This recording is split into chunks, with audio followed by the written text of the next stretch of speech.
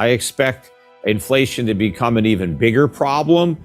For years, central banks, the Federal Reserve and the ECB, their goal was to create inflation. They were trying to tell us that the problem was that we didn't have enough inflation, and they were going to solve that problem. Well, the problem we have now is unsolvable because we never had too little inflation, but now we have much too much.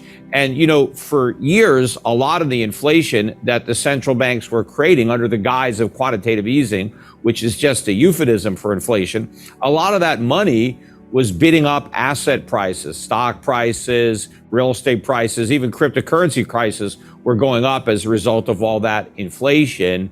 But now the inflation has moved into consumer goods, which is where it always ends up. And in fact, it's been there for a while, but the government's methodology for measuring consumer prices have been deliberately designed to minimize the impact that inflation has on prices. But now prices are rising so fast that even the government's rigged indexes can't hide it anymore. So we're going to continue to see consumer prices rising. Interest rates, I think, are going to continue to rise, particularly on the long end, because interest rates are still too low. Just about every country has an interest rate that is still lower than the inflation rate. That means interest rates are negative in real terms. Despite the fact that the nominal rates have come up, you still have negative real rates, and that is an inflationary monetary policy. As long as you can borrow for lower than the rate of inflation, people will keep on borrowing and keep on spending or buying assets, and that keeps on bidding up prices. What central banks really need to do, if they're serious about bringing down inflation, is they have to allow interest rates to rise above the inflation rate by a considerable amount. They need to really slow borrowing and spending, and particularly they have to rein in spending by government. I've been warning about this problem since the beginning. I knew this day of reckoning was coming, but the politicians didn't want to deal with it, so we kept kicking the can down the road, and now we've arrived at the obvious point in that road where the government has to pick its poison: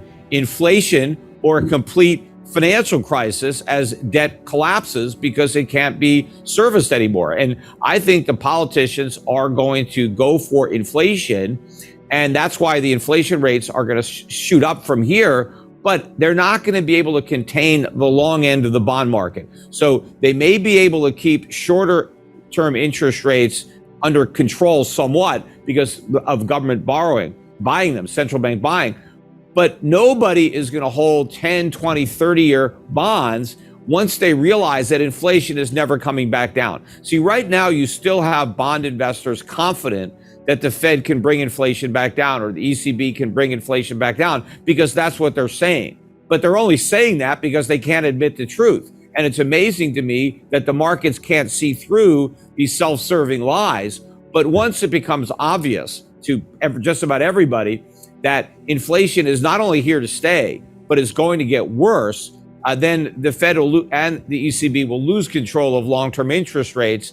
Our rates are going to soar. And if the central banks try to stop that from happening, the only way they can do it is by cranking up the printing presses even more. And now they risk hyperinflation and the complete destruction of the monetary system. Back in 1980, to contain inflation, which I think was a smaller problem than what we have now, rates went up to 20%. So we may have to get that high or higher. If you look in the United States right now, consumer spending, credit card debt, mortgage debt, auto loans are still at record highs. Americans continue to borrow and spend. That you're not going to reduce inflation if we keep on spending.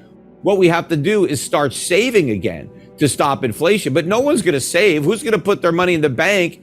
Even though rates have gone up, they've barely moved up, in a bank account. But even if you buy a treasury and get 4%, inflation is twice that high. Nobody is going to save when inflation is wiping out the value of their savings. So I just don't see any politically feasible way that they're going to rein in inflation until there's a real crisis. I think if we get a US dollar crisis and a sovereign debt crisis, then maybe in that type of environment where things are collapsing anyway, and they're damned if they do and damned if they don't, then maybe they'll do the right thing. But until that point, they're going to continue to kick the can. I think tech valuations peaked in 2021. I think that was really the speculative blow off, the end of the mania. And what fueled the tech bubble was inflation. I mean, that's where a lot of the money that was created entered the economy through the financial system.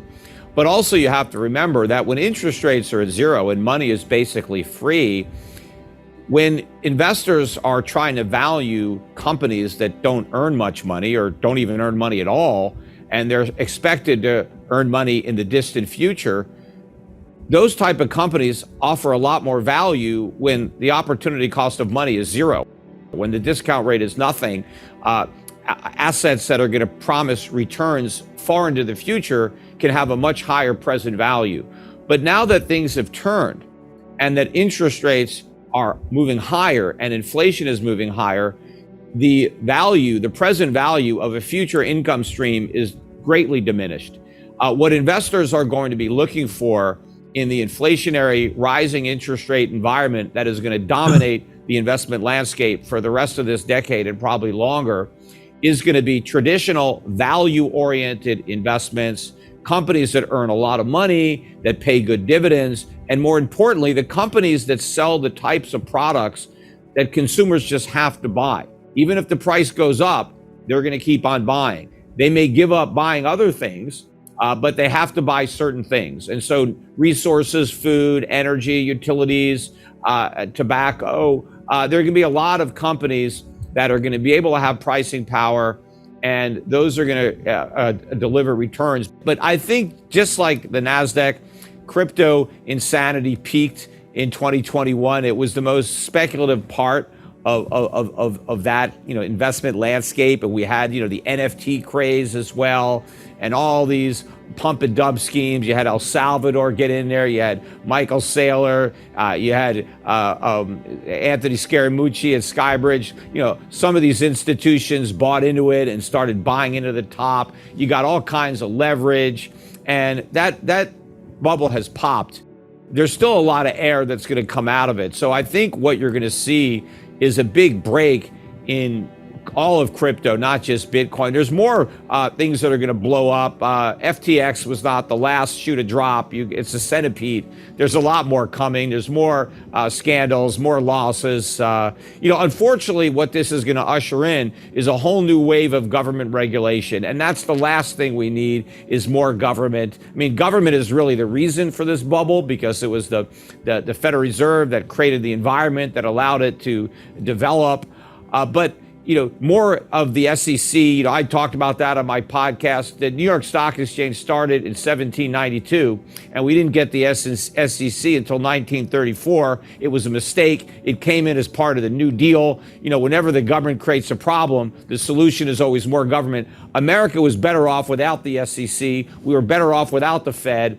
But unfortunately, now we're going to get even more regulation because of this. It's just going to make the U.S. economy less competitive, and it's going to undermine investment returns for everybody.